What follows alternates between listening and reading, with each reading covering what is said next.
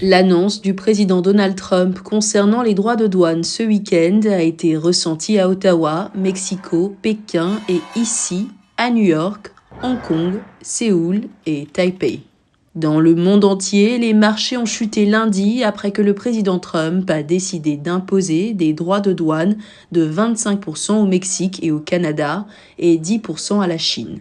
À Washington, Donald Trump a évoqué l'accord qu'il a conclu lundi avec le Mexique pour suspendre les droits de douane pendant 1 mois en échange de concessions de la part de Mexico visant à stopper les flux migratoires et le passage de drogue illégale à la frontière sud. Les marchés ont rapidement rattrapé leurs pertes après cette annonce. Donald Trump a également annoncé une pause similaire avec le Canada plus tard dans la journée. Nous devons empêcher les gens d'affluer et nous devons arrêter le fentanyl. Et cela inclut la Chine. Le fentanyl a tué cette année au moins 200 000 personnes. Il arrive de Chine en passant par le Mexique et le Canada. Il faut l'arrêter. Et s'ils ne le font pas, les tarifs douaniers vont s'empirer. Ça sera bien pire. La présidente du Mexique, Claudia Sheinbaum, a fait entendre une note d'espoir lundi. Je suis sûre qu'au cours de ce mois, nous pourrons obtenir des résultats, de bons résultats pour votre peuple, de bons résultats pour le peuple mexicain, et c'est le résultat de l'accord. Ce fut une bonne conversation dans le respect.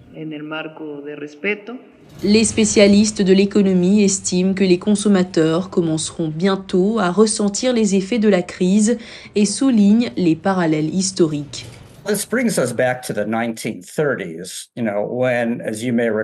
Cela nous ramène aux années 30, lorsque, comme vous vous en souvenez peut-être, une guerre commerciale a été l'un des facteurs qui ont aggravé la Grande Dépression, les économies du monde entier ayant érigé des barrières pour empêcher les importations d'entrée. À long terme, le maintien de droits de douane élevés finirait par réduire le volume total des échanges mondiaux, ce qui diminuerait la concurrence et réduirait la diffusion des innovations technologiques dans le monde.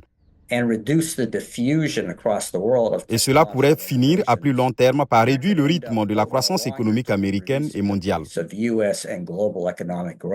L'ambassadeur de Chine auprès des Nations Unies, Fu Kong, a déclaré lundi que Pékin se tournerait vers l'Organisation mondiale du commerce pour obtenir réparation.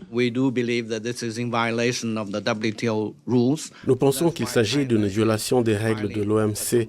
C'est pourquoi la Chine a déposé une plainte auprès de l'OMC. Nous sommes également conscients que nous pourrions être contraints de prendre des contre-mesures. Et permettez-moi d'insister sur le fait qu'il n'y a pas de gagnants dans une guerre commerciale. Le président Donald Trump a reconnu que cette mesure pourrait entraîner une hausse des prix, mais il a déclaré que les droits de douane plus élevés en valaient la peine pour renforcer les intérêts des États-Unis.